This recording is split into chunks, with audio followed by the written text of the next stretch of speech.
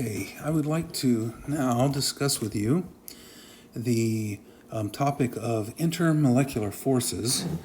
And basically, here, the key ideas that you need to be aware of is that we're talking about forces that are occurring between molecules, which is basically what we mean by inter.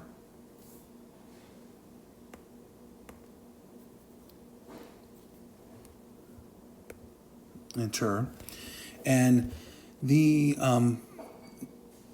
concept of intermolecular forces is basically you're going to have, in particular, in this little paragraph, basically summarize it very nicely. You're going to have molecules where partial charges occur. Partial charges would be where if you have a partial positive and it'll be attracted to a partial negative, as you have like with hydrogen bonds, where you have partial positive and partial negatives, or you have attractive forces between full-on positive and negative charges, where here you have an attractive force between ions. And so the partial charge attractive forces are going to be weaker, obviously, than full positive and negative charge ions. But compared to covalent forces or bonding forces, the intermolecular forces are fairly weak. And this is because they involve smaller charges that are further apart from each other. And so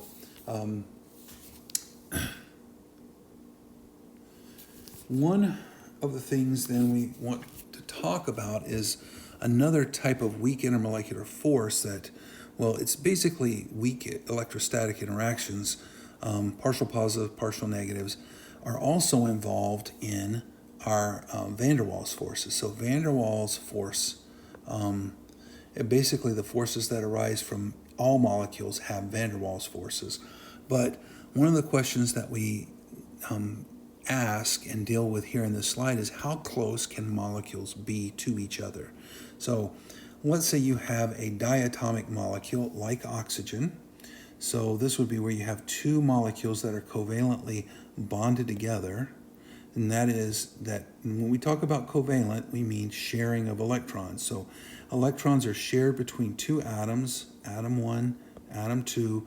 We have a covalent bond. That would be an intramolecular sharing of electrons, or intermolecular force. But intermolecular force is going to be forces that occur between two different molecules. Now this that I have circled here, this is one molecule, and over here is a second molecule. Now, one of the concepts that we're addressing in this slide is what is known as a van der Waals distance. So the van der Waals distance is basically the distance that occurs between molecules, and it's basically going to be the distance between the atomic nuclei of two separate molecules. So here I have an atomic nuclei here, an atomic nuclei here, and the van der Waals distance here is listed as shown. It's just simply the distance between two non-bonded atoms in adjacent molecules. Now, the van der Waals radius is then basically the distance from the nuclei to the outer edge of the atom. And now, one of the things, the reason we're defining these things this way is basically because atoms don't have nice, simple shells like this. Okay, so when we're looking at this molecule here, then what we've got with this molecule, we're just taking this molecule right here. We look at this part of the molecule, this atom. There is no nice green skin that serves as the surface of the atom. So what we have to do is when we look at how close nuclei are to each other, we call this the van der Waals distance, and 1/2 of the van der Waals distance is defined as the van der Waals radius. So the van der Waals radius is 1/2 of the closest distance between the nuclei of two non-bonded atoms. And so that's what we have when we're measuring van der Waals distance is the distance between the nuclei of two non-bonded atoms, and the van der Waals radius is half that distance. Okay, so this is basically just trying to get our terminology down and what we mean by covalent bond length, which is shown here. A covalent radius then would be half of the bond length. So within a molecule, you have a covalent length between two nuclei, and then a covalent radii is basically half the distance of the covalent bond. And then we also have them defined van der Waals distance and van der Waals radii in this slide as well. Okay.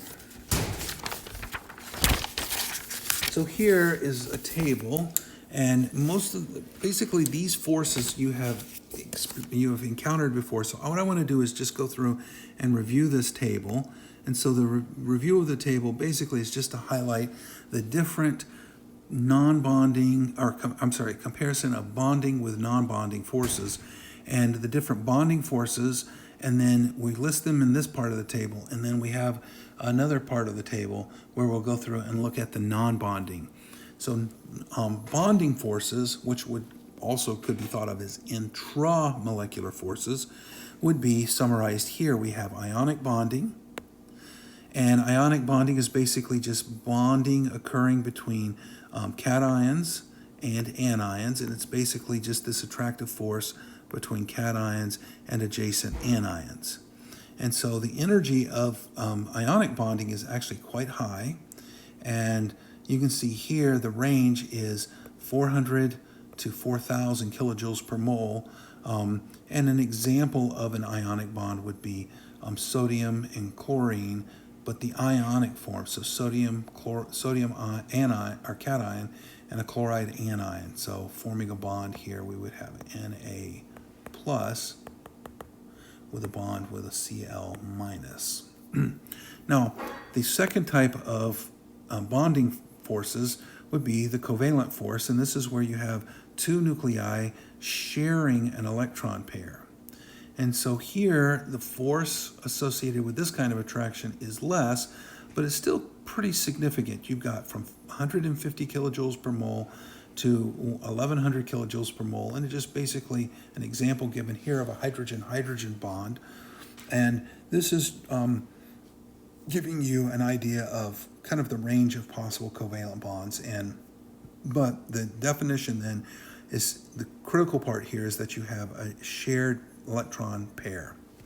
Now, there is a third type of bonding, which we refer to as metallic bonding.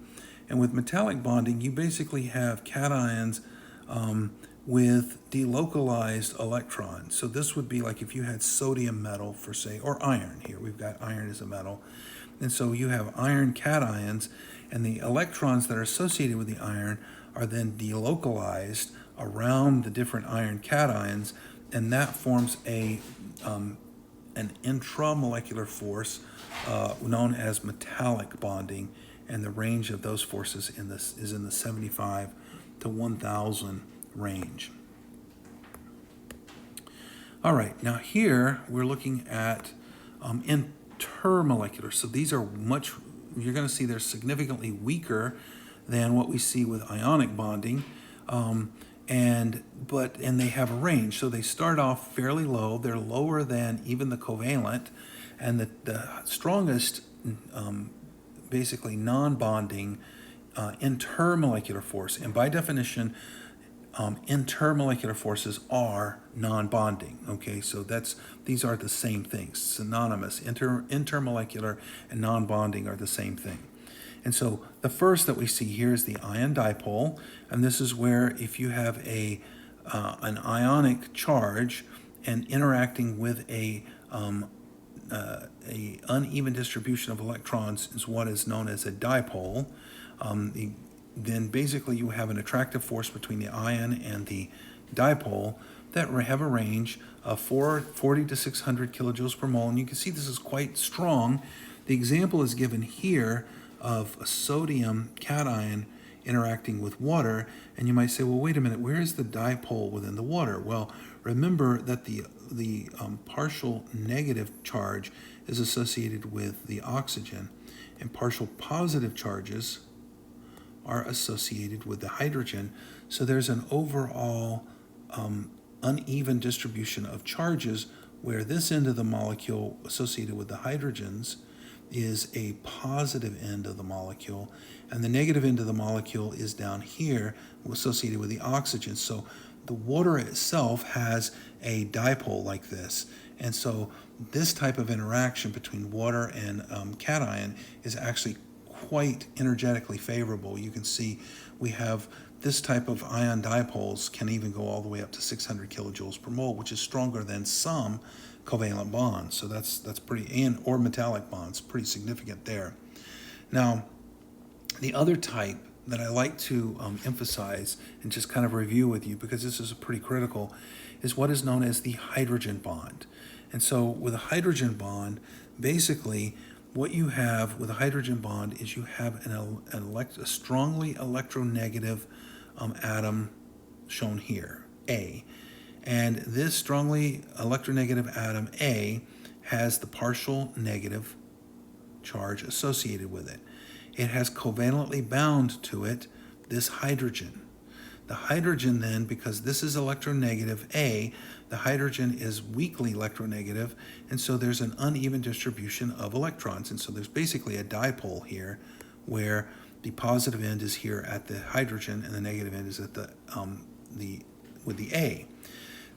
And so a hydrogen bond is basically just a electrostatic interaction between a hydrogen, which is covalently bound to an electronegative atom like nitrogen, oxygen, or fluorine. So A would be one of these things, right? These are highly electronegative. And B would be one of these things. So it is a bond that exists between a hydrogen, which is covalently bound to nitrogen, oxygen, or fluorine, and a separate nitrogen, oxygen, or fluorine, which would be the hydrogen bond acceptor. So this would be the hydrogen bond donor, and this would be the hydrogen bond acceptor. And these actually are pretty strong. Not as strong as ion dipole, but you can see considerably stronger than dipole-dipole. And so the example given here is we have the hydrogen bond donor. We have oxygen bound to hydrogen. That draws the electrons away from the hydrogen, so you get a partial positive. And then we have a partial negative associated with the oxygen here, and that forms, this is a hydrogen bond here, and the hydrogen bonds have this range of strength. The other type of this intermolecular force that comes next is then the dipole-dipole, and that would just be simply where you have a strongly electronegative atom bound to a weakly electronegative atom, so you have an uneven distribution of electrons here, and that interacts with an uneven distribution of electrons somewhere else. That's shown here in this example of iodine chlorine. And so between these guys is a bond that is known as a dipole-dipole. Now, the fourth type that's shown in this chart is ion-induced dipole. So if you have an ion, that can cause a dipole to occur in a separate molecule. And so when the ion, what is it going to do to the separate molecule? Well, it's going to pull on the electrons. So if it pulls on the electrons, then what you can get is what's called an induced dipole here, and this induced dipole will have a favorable interaction force with the ion, and this will be an ion-induced dipole. You can see those forces are fairly weak, but they're significant still. So still fairly weak, but significant. And the example given is if you had an iron cation and a molecule of oxygen, the iron would polarize the oxygen, and then there would be an attractive force between the two. Then down here we have dipoles can also induce a dipole in a non-polar molecule. So let's say you have an example here is you have a hydrochloric acid molecule, HCl. This has a partial positive here and a partial negative here. Well, what that would do is that would draw push the electrons away, right? So this chlorine is electronegative. It would push the electrons away, so what you would get is you'd get a dipole that looks like this, and this is a permanent dipole, and this would be an induced dipole. So you have a permanent dipole, which is caused by the electronegativity of the atoms in the covalent bond.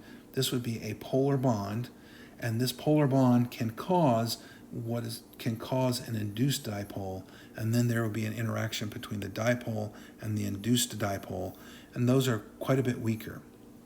Now, finally, you might say, the last type is what we refer to as dispersion forces. All molecules have dispersion forces. All molecules have them.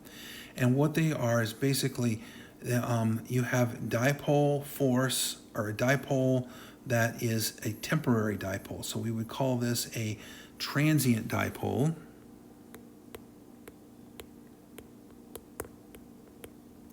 And that just means it forms temporarily. And so this transient dipole or temporary dipole can cause a dipole in another part of them, in a separate molecule, and then you have a induced dipole. So the transient dipole can cause an induced dipole, and then there can be an attractive force between them. You can see here the forces are quite a bit weaker, especially on this end, much weaker than the other forces. They can go up fairly high, but this is typically only when you have a lot of electrons. You basically, because you have these polarizable electron clouds, the only time you would see something this large would be with very large electron clouds. The example given here is you have a nonpolar molecule fluorine and a nonpolar molecule fluorine, F2, and these guys have an attractive force with each other, and the attractive force is known as London dispersion force.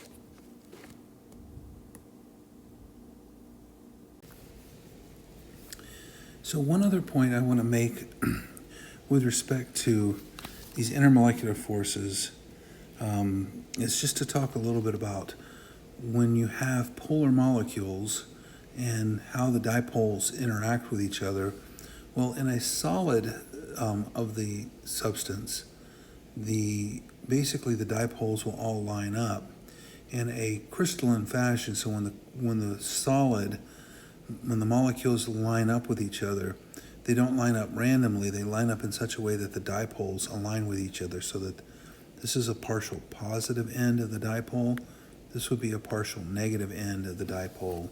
And so basically, and here my deltas don't always look exactly right. So here's a partial positive, and here's a partial negative at this end.